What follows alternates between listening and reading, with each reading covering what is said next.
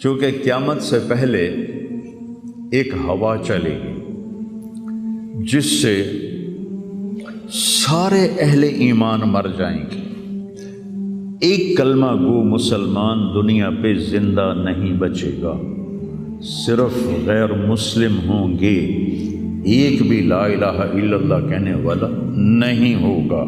اور قیامت سے 30 سال پہلے، قیامت سے 30 سال پہلے بچے پیدا ہونے بند ہو جائیں گے کہ کسی بچے پر قیامت نہیں آئے گی۔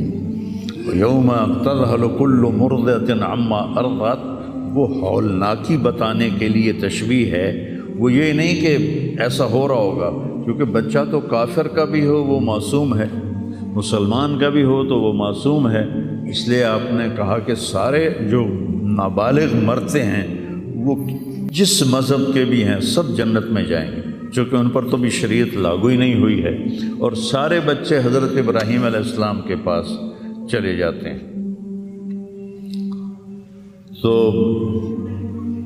تو حدیث پاک میں آتا ہے جتنے اہل ایمان کے بچے بالغ ہونے سے پہلے، پیدا ہونے سے لے کر 15 سال سے پہلے تک جو فوت ہو جاتے ہیں، سب حضرت ابراہیم علیہ السلام کے پاس ہوتے ہیں، ساری نسل ابراہیم علیہ السلام کے پاس، اور وہ ان کے باپ ہوتے ہیں، اور ان کے ساتھ وہ اپنی وہاں کی جنت کے مزے لیتے ہیں، پتہ نہیں کیا لیتے ہیں، ان میں تو کوئی نہیں پتہ۔ بس آپ نے اپنے بیٹے کے بارے میں فرمایا، حضرت ابراہیم رضی اللہ تعالیٰ عنہ علیہ السلام، چونکہ وہ ابھی ماں کا دودھ پیتے تھے، ان کا انتقال ہو گیا، تو آپ نے فرمایا اللہ تعالیٰ نے جنت میں ایک حور کو مقرر کر دیا ہے ابراہیم کو دودھ پلانے کے لیے، سبحان، اور کسی بچے کے بارے میں ایسی بات نہیں ہے۔ تو ڈران والی گل کوئی نہیں، ساڈو تے قیامت نہیں ہوندی، 30 سال پہلے بچے پیدا ہونے بند ہو جائیں گے، قیامت 30 اور 30 سے اوپر کی عمر کے لوگوں پر ہوگی، اور وہ جانوروں کی طرح ہوں گے، سڑکوں پہ زنا کریں گے،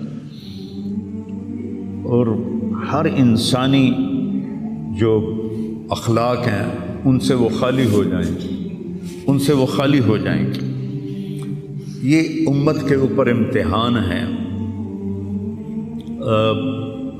ہمارا ایک ساتھی ہے وہاں کینیڈا میں، اس نے مجھے خواب سنایا کہ میں نے دیکھا کہ غزہ کے جتنے شہداء کے بچے ہیں وہ آسمان پہ تیر رہے ہیں، اور اللہ کے نبی ہر آنے والے کا استقبال فرما رہے ہیں۔ تو ہمیں دیکھنے میں تو بڑا ظلم نظر ہے، ظلم ہے بھی صحیح، لیکن ہماری تو موج ہے، تو سارے جنت میں گئے، جتنے بڑے شہید ہوئے وہ بھی جنتی، عورتیں شہید ہوئیں وہ بھی جنتی، مرد شہید ہوئے وہ بھی جنتی، اور بچوں کا تو میں نے کینیڈا میں ایک نوجوان خواب دیکھ رہا ہے، راونڈ کا پڑھا ہوا ہے، عالم ہے، کہ میں نے خواب دیکھا کہ غزہ کے شہداء کے بچے آسمان پر تیر رہے ہیں، اور اللہ کے نبی ہر آنے والے بچے کا استقبال فرما رہے ہیں۔ ساڑی تو موج ہو گئی، ہمیں دیکھنے میں موت نظر آتی ہے، حقیقت میں دیکھو ایک ہوتا ہے کامیاب ہونا، اور ایک ہوتا ہے فتح پانا، ایک ہوتا ہے ناکام ہونا، اور ایک ہوتا ہے شکست کھانا۔ یہ دو الگ چیزیں ہیں، کامیابی الگ چیز ہے، فتح الگ چیز ہے، ناکامی الگ چیز ہے، شکست الگ چیز ہے۔ کربلا کے میدان میں سب سے مقدس خون بہایا گیا، سب سے پاکیزہ خون بہایا گیا، اور ان سب کو شکست ہو گئی، اور وہ سارے گردنیں کٹوا کے نیزوں پہ چڑھ گئے، لیکن وہ ناکام نہیں ہیں، وہ کامیاب ہیں۔ انہیں شکست ہوئی ہے، انہیں ناکامی نہیں ہوئی، وہ کامیاب ہیں۔ اور شمر کا لشکر وہ فتح پایا ہے، وہ کامیاب نہیں ہے، انہوں نے فتح پائی، کامیاب نہیں ہے۔ ابن زیاد کی گردن کٹ کے جب لائی گئی مصعب بن عمیر کے سامنے، جیسے حضرت حسین علیہ السلام کی گردن کٹی ہوئی ابن زیاد کے سامنے رکھی گئی تو وہ ایسے منہ پہ چھڑیاں مار کر کہنے لگا میں نے ایسا خوبصورت چہرہ آج تک نہیں دیکھا جو مرنے کے بعد بھی اتنا چمکتا۔ کٹی ہوئی ابن زیاد کے سامنے رکھی گئی تو وہ ایسے منہ پہ چھڑیاں مار کر کہنے لگا میں نے ایسا خوبصورت چہرہ آج تک نہیں دیکھا جو مرنے کے بعد بھی اتنا چمکتا ہوا تر و تازہ ہو۔ تو حضرت ابو برزہ اسلمی رضی اللہ تعالیٰ عنہ نے کھڑے ہو کر روتے ہوئے فرمایا کہ ظالم یہ چھڑی یہاں سے ہٹا لے، میں نے ان ہونٹوں پہ اللہ کے نبی کے ہونٹوں کو لگتے ہوئے دیکھا ہوا۔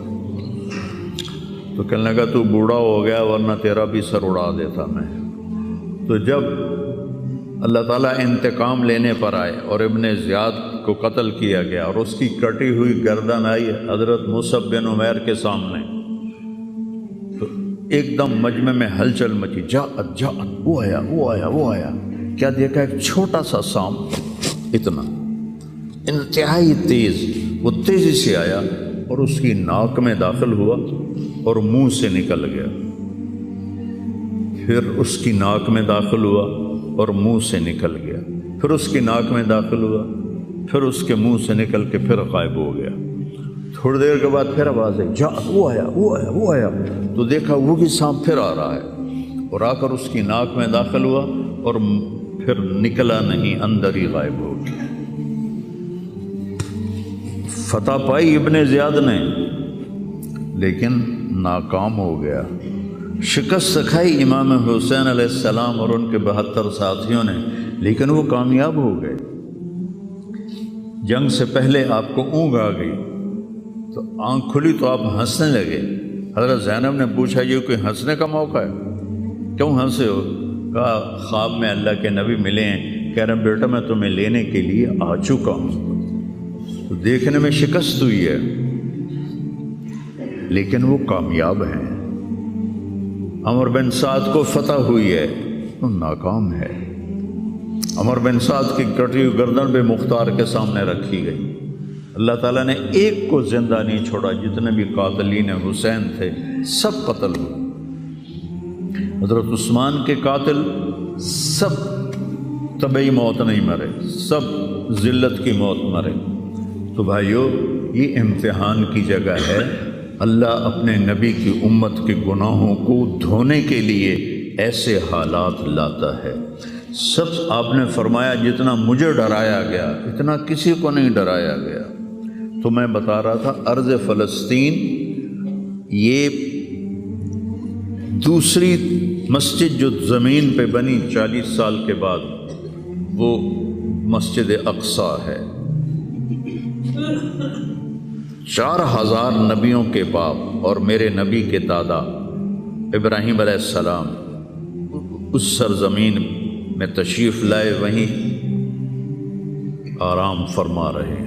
اسحاق علیہ السلام، یعقوب علیہ السلام، داؤد علیہ السلام، سلیمان علیہ السلام، یحییٰ علیہ السلام، زکریا علیہ السلام، یہ وہ نبی ہیں جن کا قرآن میں ذکر ہے۔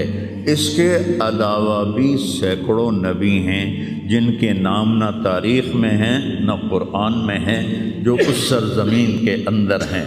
یہ معاشر کی سرزمین ہے، یہ نبیوں کی سرزمین ہے۔ میرے نبی نے فرمایا ارض المنشر والمحشر، یہ محشر کی سرزمین ہے اور دوبارہ زمین سے باہر نکلنے کی سرزمین ہے۔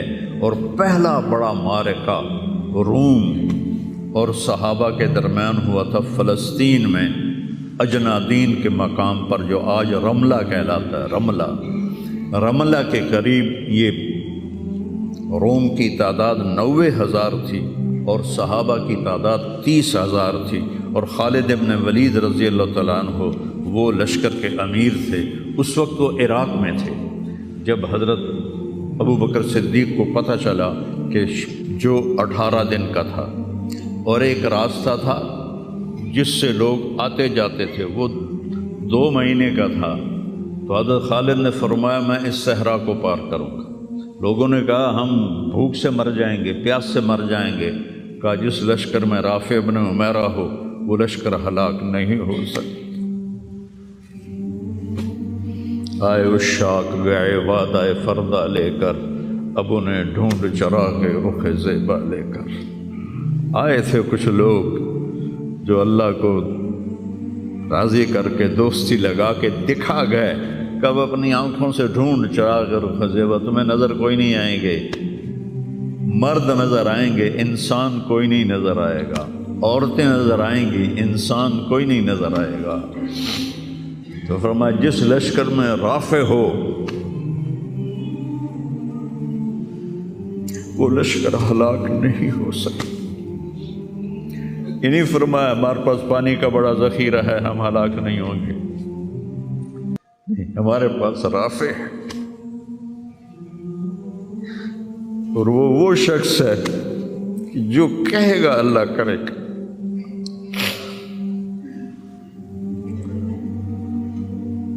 18 دن میں اس کو پار کیا، اور ایک مقام پر آ کر پانی ختم ہو گیا، 3 دن بغیر پانی کے گزارے۔ تو صحابہ نے کہا کہ اب ہم مرتے ہیں، طاقت نہیں ہے، کہا رافع کو بلاؤ۔ رافع کی آنکھیں خراب تھی، فرمانے لگے رافع پانی چاہیے، کہنے لگے اچھا مجھے بتاؤ کہاں ہیں ہم، کیونکہ وہ دیکھ نہیں پا رہے تھے۔ تو انہوں نے فرمایا کہ فلاں جگہ۔ اب صحرا میں تو کوئی نشان منزل ہوتا ہی نہیں، تو کوئی انہوں نے جھاڑیاں بتائیں، کہنے لگے کچھ جھاڑیاں دیکھو ایک طرف کٹھی ہوں، کٹھی جھاڑیوں کا کوئی جھنڈ ہو، مجھے بتاؤ ہے؟ انہوں نے کہا ہاں وہ نظر آ رہا ہے، کہ مجھے وہاں لے چلو۔ وہاں لے گئے، ایک جگہ اشارہ کیا کہ یہاں سے زمین کھودو، زمین کھودی تو پانی کا چشمہ نکل کے باہر آ گیا۔ کبھی ہم بھی تم میں بھی چاہت تھی، کبھی ہم بھی تم میں بھی راہ تھی، کبھی ہم بھی تم بھی تھے آشنا، تمہیں یاد ہو کہ نہ یاد ہو۔ اللہ نے تو بے وفائی کی نہیں، ہم نے بے وفائی کی۔ اس کی مدد جو رکی ہوئی، یہ بھی اس کی مدد ہے۔ ہمارا شہید جنت میں جا رہا ہے، اگر زندہ ہے، زخمی ہے، بھوکا ہے، گناہ معاف ہو رہے ہیں۔ جہنم کی آگ سے ایک سوئی کا نکا عام آدمی ویکھ ہی نہیں سکتا، دھاگا نہیں پا سکتا، جن کی نظر کمزور ہوئے، اتنا چھوٹا ہوتا ہے۔ میرے نبی فرمایا، جبریل علیہ السلام نے آ کے عرض کیا یا رسول اللہ، سوئی کے نکے کے برابر اگر جہنم کی دیوار میں سوراخ ہو جائے تو اس میں سے جو آگ کی چنگاری نکلے گی پوری دنیا کو کوئلہ بنا دے گی۔ اس کے سامنے یہ تکلیف تو بڑی تھوڑی ہے، لیکن بات اصل یہ ہے کہ ہم نے اللہ سے دوستی چھوڑ دی۔ یہودیوں کو گالیاں بعد میں دو، پہلے ہم اپنے گریبان۔ تجھے کیوں فکر ہے اے گل دلے صد چاک بلبل کی، تو اپنے پیرہن کے چاک تو پہلے رفو کر لے۔ کتنا جھوٹ بولا جا رہا ہے، کتنے جھوٹے مقدمے ہیں، کتنی والدین کی نافرمانی ہے، کتنے گھریلو ناچاکیاں ہیں، کتنا سود چل رہا ہے، کتنا شراب کے ٹھیکے چل رہے ہیں، کتنے لوگ نمازیں چھوڑ چکے ہیں۔ صرف حکمرانوں کو میں کیا گلا دوں، آج ہم سارے اس حمام میں ننگے ہیں۔ تو یہ اللہ کی رحمت ہے، اگر کسی کو اللہ نے اس امت کو اگر دنیا میں وہ جھٹکے دیتا ہے۔ مجھے ایک آیت بھی یاد آ گئی، دونوں کو حال بتاتا ہوں۔ ایک ہے جنہوں نے اللہ کو نہیں مانا، تو اللہ کہتا ہے ذرہم یأکلوا ویتمتعوا ویلہہم الامل فسوف یعلمون۔ میرے محبوب کرن دے انہاں نوں موج میلا، 4 دہاڑے انہاں نوں موج میلا کرن دے انہاں نوں میرے کول آون دے، ووٹ ویکھی میں کی کرنا، ٹھیک ہوگی۔ ہمارے بارے میں کیا کہا، وَلَنُذِيقَنَّهُم مِّنَ الْعَذَابِ الْأَدْنَىٰ دُونَ الْعَذَابِ الْأَكْبَرِ لَعَلَّهُمْ يَرْجِعُونَ۔